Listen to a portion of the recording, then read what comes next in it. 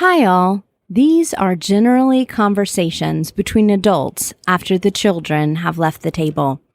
The language can be spicy and the subjects can get saucy. So if you're ready, this is the Southern Fork. Unscripted kitchen chats and also studio chats with some of the most interesting voices in the culinary South. I'm Stephanie Burt, a food and beverage writer based in Charleston, South Carolina, who travels with her fork to write for a variety of publications, from magazines you might have on your coffee table to the website you love to visit for your favorite recipes. And I'm inviting you to come behind the scenes with me to get to know the people who make this Southern culinary landscape so special. I'm always hungry for the next bite, thirsty for that next sip, and ready for the next conversation. Let's dig in.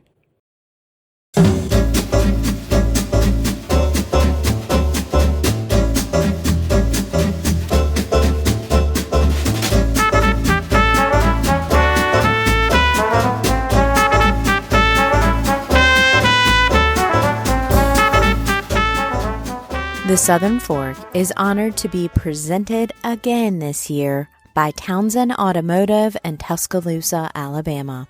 For more than 48 years, the Townsend family of dealerships has been a locally owned company built on service and connection with its customers. And their experienced team can walk you through the car buying process side by side, from test drive to service oil changes and beyond.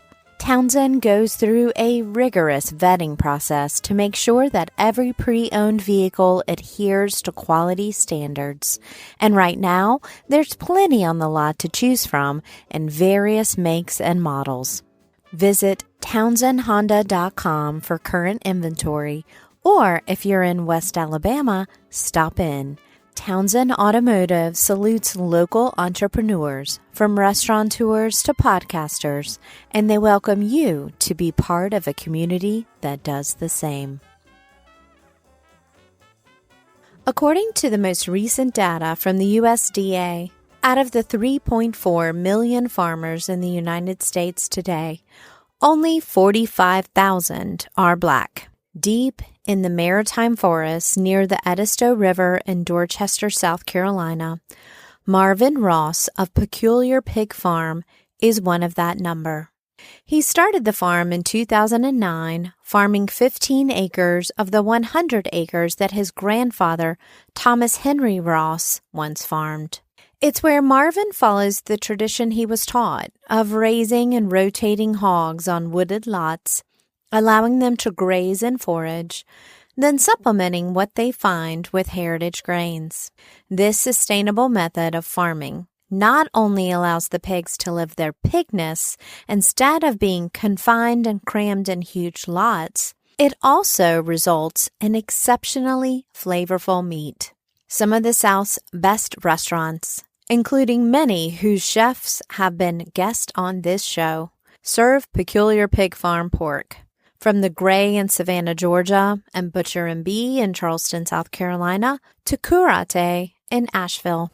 Marvin is standing on the foundation of family and community tradition, and at the same time is forward-looking, focusing on everything from growing the diversity of livestock on his farm to cooking and catering with his own products. Welcome to the Southern Fork, Marvin. How you doing? I'm well. I am very, very well. This has been a long time coming. Yes, it's been a while. But I'm so grateful that you have allowed me to come out to your farm today in Dorchester, South Carolina. It's an overcast day, which saved me from beating heat, but you're not saved from that on most days this time of year. But now we're sitting in your grandmama's backyard. Yes. The sound of cicadas, a nice breeze. This isn't bad. So you're a country guy. Yep, born and raised. Yeah, and farming is part of that, right? Yes. Growing up, what kinds of farming were you exposed to versus what you're doing now? I think it's pretty much the same. My grandfather, Mr. Thomas Henry Ross, before I was born, he was farming like over 100 acres. Some of it was his and some of it he was farming for other people. He did row crops, soybean, corn. My grandma was mostly in charge of the vegetables.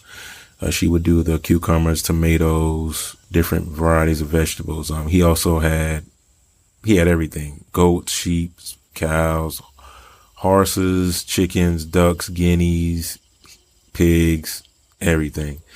And I just took a liking to the pigs. That's kind of where, when I came out of college, I came back and started with the pigs, but I want to expand to everything that he was doing at the time. We have goats and cows and geese. Geese, ducks, chickens, goats, pigs, and cows. But you're known for the pork. Yes, my favorite one. Yeah. And so let's stay on that. You have a wonderful social media account that we got connected early. And I should just say, Southern Fork listeners, he would occasionally ping me and say, I'm waiting on you. I have had the opportunity many times to have your products now, but on that social media recently, I saw a photo of your grandfather. Yes. Was it the grandfather's lot of pigs and hogs? Yep. So this is a multi-generational farm. Yes, it is. Right. And you have 15 of those acres that you're farming or that are available to farm. Yes. Actually, I have more available to farm, which we're expanding into, but currently now, yes, 15. Well, you have close to 40 restaurants. So you sell direct wholesale to restaurants, right? You don't sell retail. We have like different spots that we drop off, like the Veggie Bin downtown Charleston, Hickory Bluff, and Holly Hill. And they mostly get retail cuts there, and people go there to get their retail cuts. As a farmer, why do you target the restaurants? I think it makes more sense so I can be around the farm more.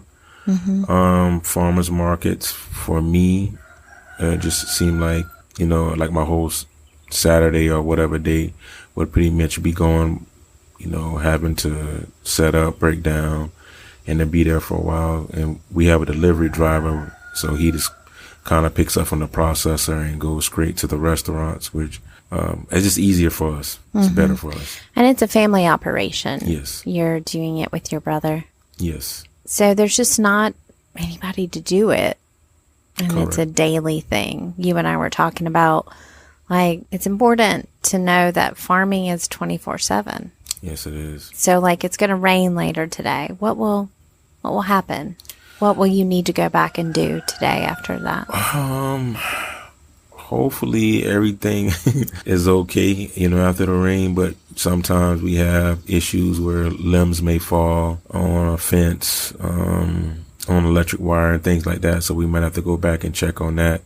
But the main thing is just going to make it more muddy. Like a messy day. Yeah.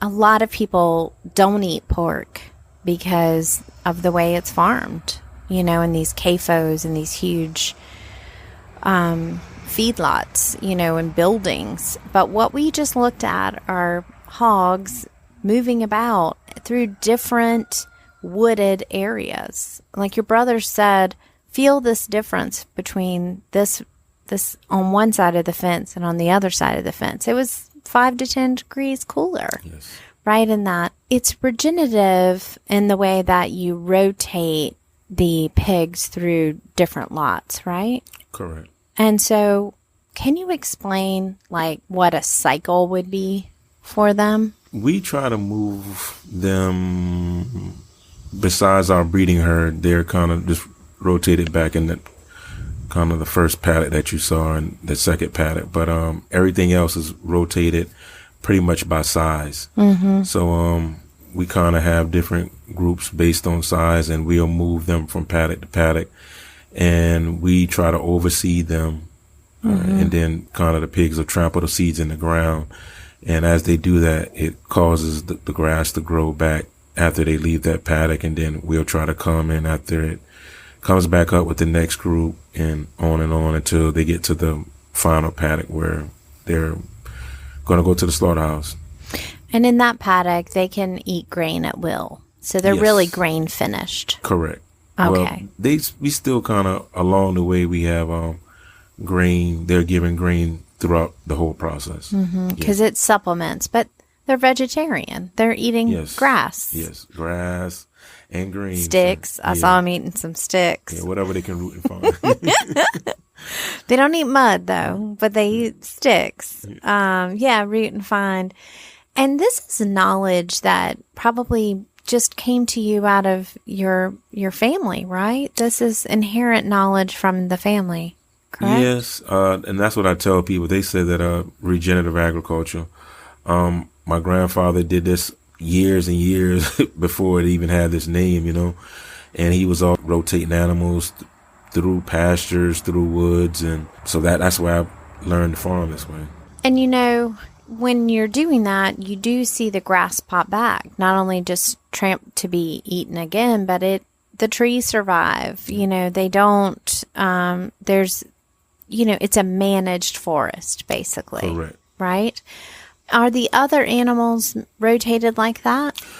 The goats and the ducks pretty much just go wherever they want to. Goats definitely go where they want to. They love to be on top of things. Yeah. There's a restaurant in Door County, Michigan, and they have goats on a roof. They have like a grass roof, and they have goats up there.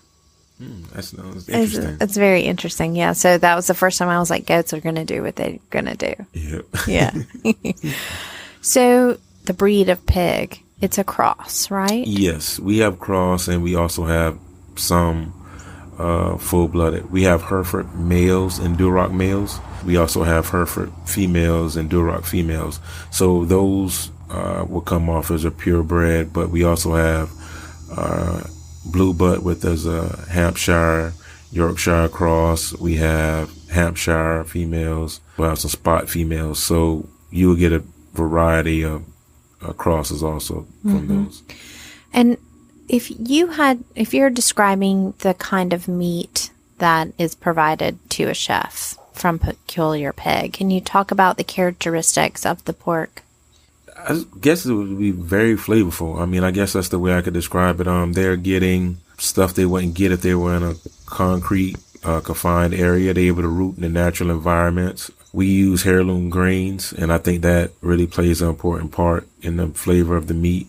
And they also get, grass. So I really think that helps out in the process and the length that it takes to them to get to mature weight, harvest weight. So that's probably about 7-8 months. Versus a confinement. I think it's now like 4.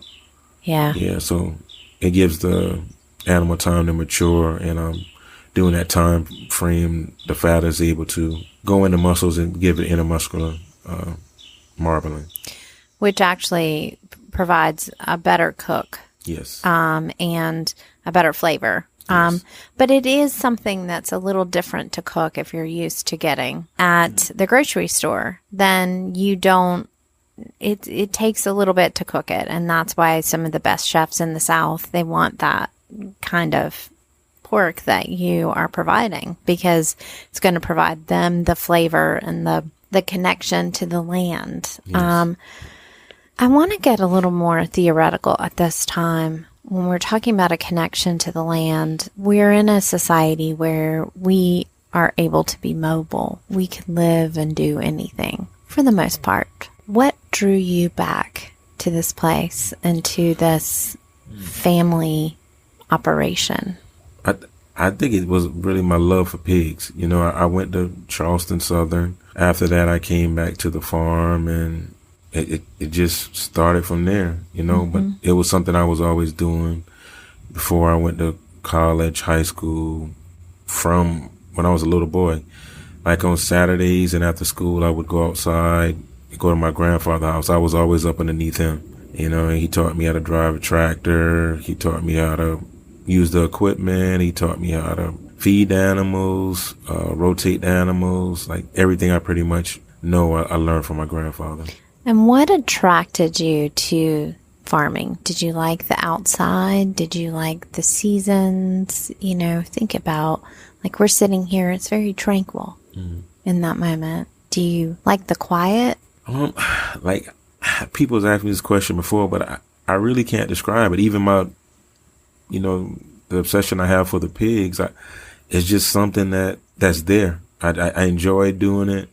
I really can't describe or give you an answer to that question. Well, this morning it wasn't very quiet because we had 3 kids running around us and pigs that have just been born for a couple days ago. And how are you teaching your children about, your child and your nephews about what the farm is and what's happening?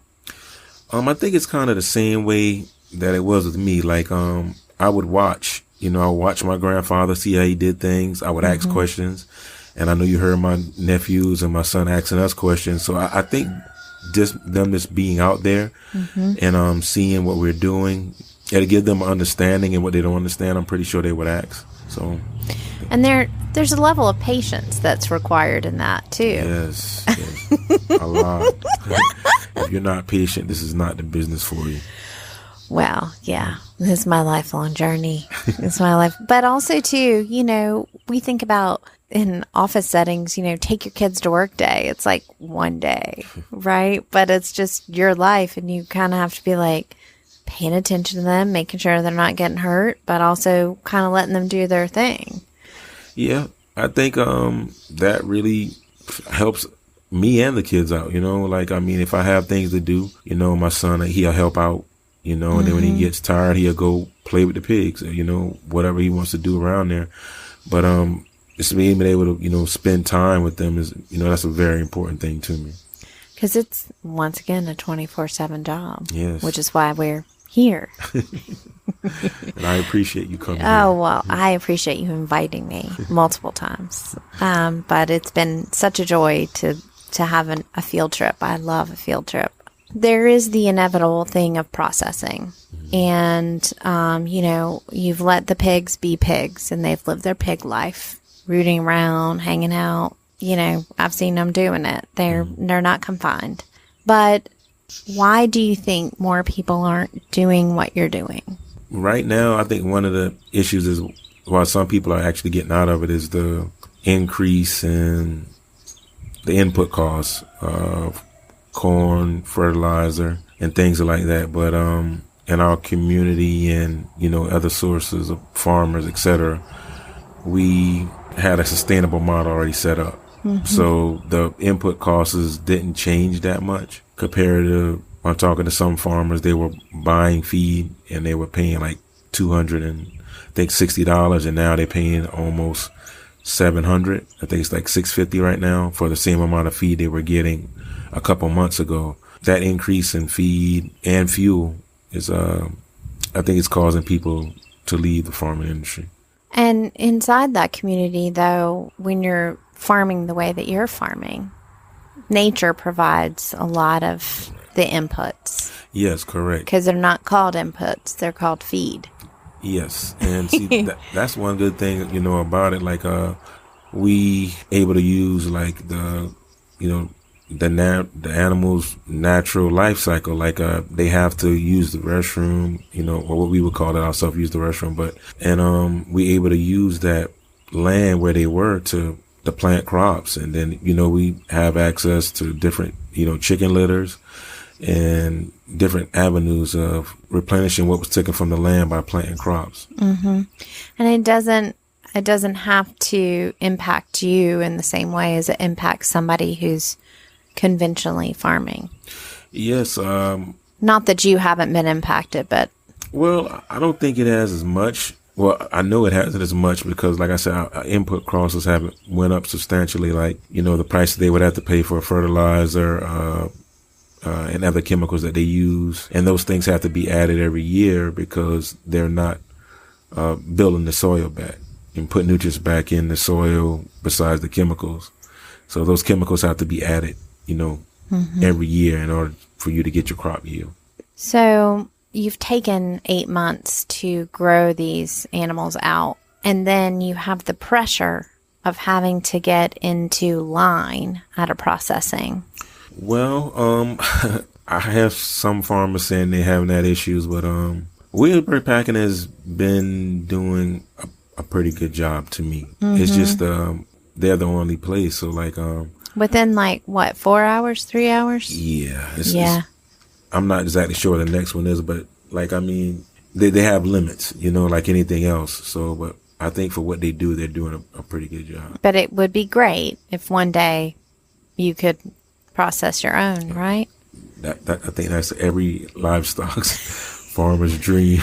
And the reason it doesn't happen is USDA, and which is in some ways set up for us to protect us, because you know we want all the meat to be standard, but what has tilted it is these large corporations that have the money to build the USDA in-house facilities, right? That there's not a lot of money for the independent facilitators. Yeah. Seems like there's been some talks and some push, you know, towards helping farmers get in that direction. I hope it continues and it gets to that point, but you know, we can just hope and work towards it and, you know, see what comes from it. Do you think the skill in processing and butchering is important? It's very important. What do you see as one of the biggest mistakes that people make inside the professional kitchen with your meat? The chefs? I know it sounds strange, but I've been to some of the restaurants to eat. I haven't been to all of them. And what I had was, you know, was pretty good, you know, so I don't know. Do you have a favorite? Can you shout out? How about, I won't make you make a favorite. How about just a couple dishes that pop into your mind when you were like, that was really good? Everything I had was good. Oh my God, he's such a businessman.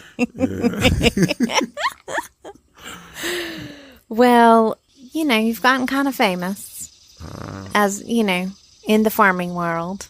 And you are starting to really move through expanding your farm now. And the cows are going to move to the front. You're starting really a bigger rotation for the livestock.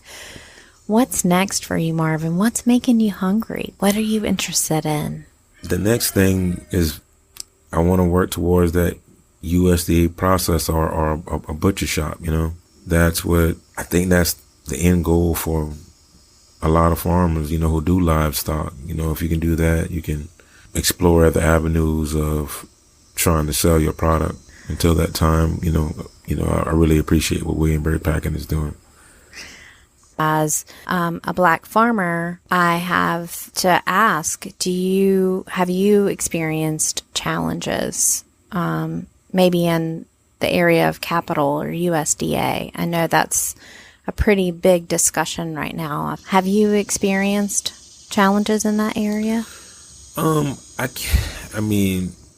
can make assumptions, but it's not, you know, definite. But I think attending more meetings and acquiring information, I think that's very important. You know, I've attended more of the USDA meetings, Small Business Administration meetings, and finding out the ins and outs.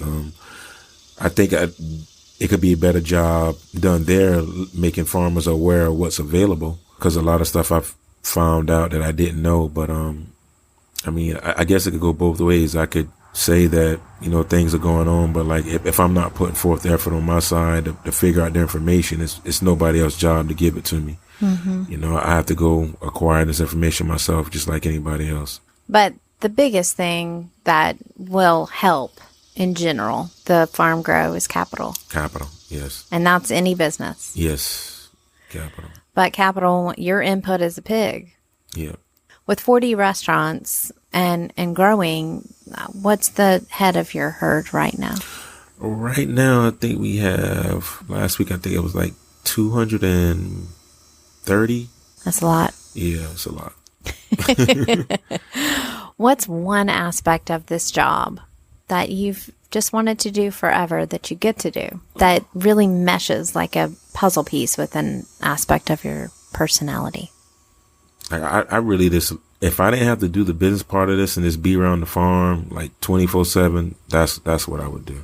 Mm-hmm. And like, I still consider myself a pretty much introvert. Like I have to get on TV and do interviews and speak with people. But like, if it was up to me, I'll just stay around the farm. Mm-hmm. Yeah.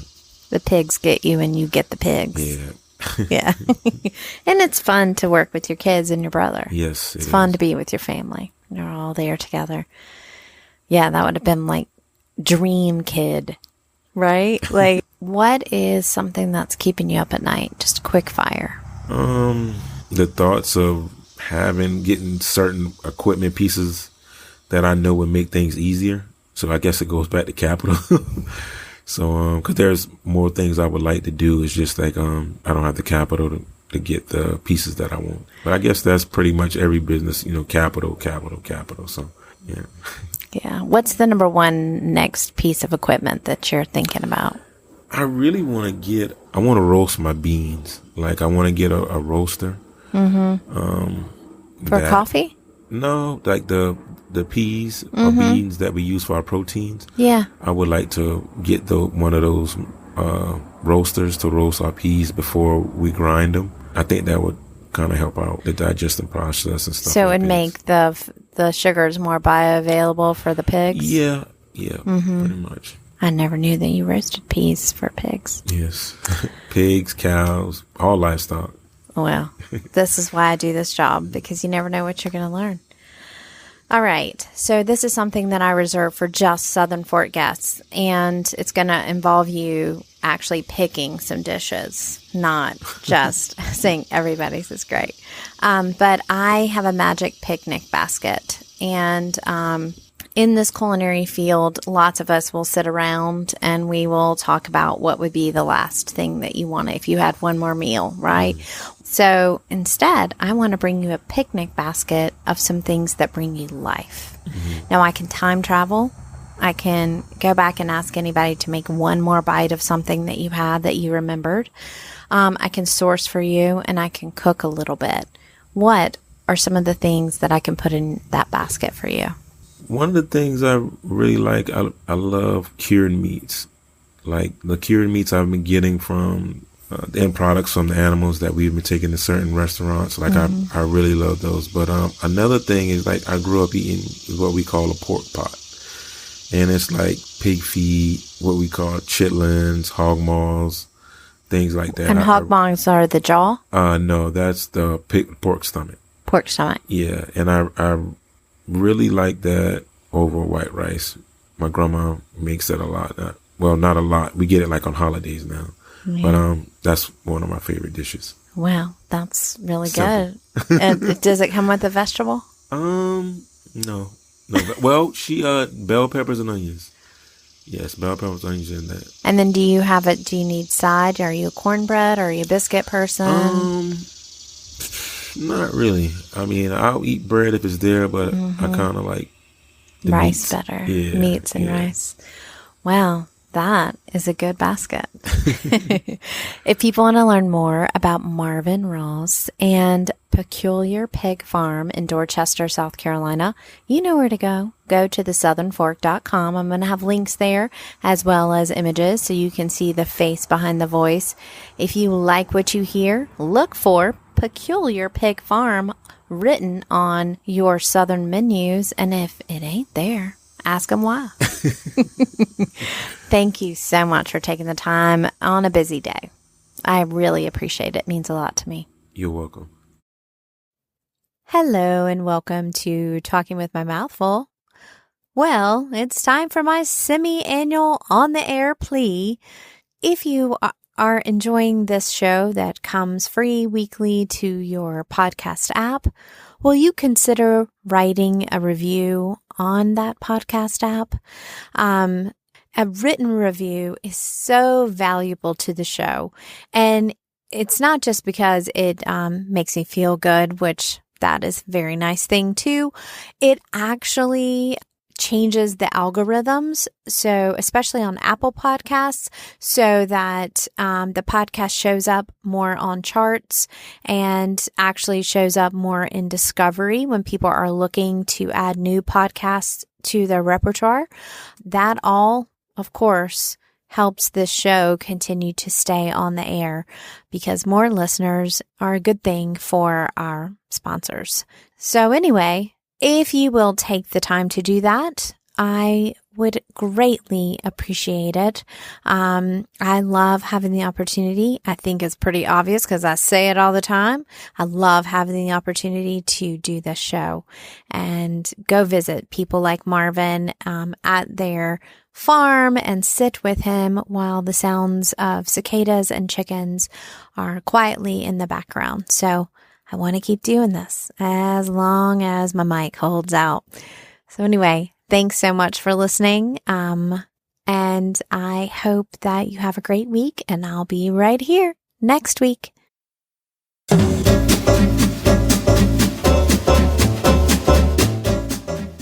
You've been listening to The Southern Fork. I can't wait to bring you more culinary conversations, but in the meantime, I have one question. Are you going to eat all that?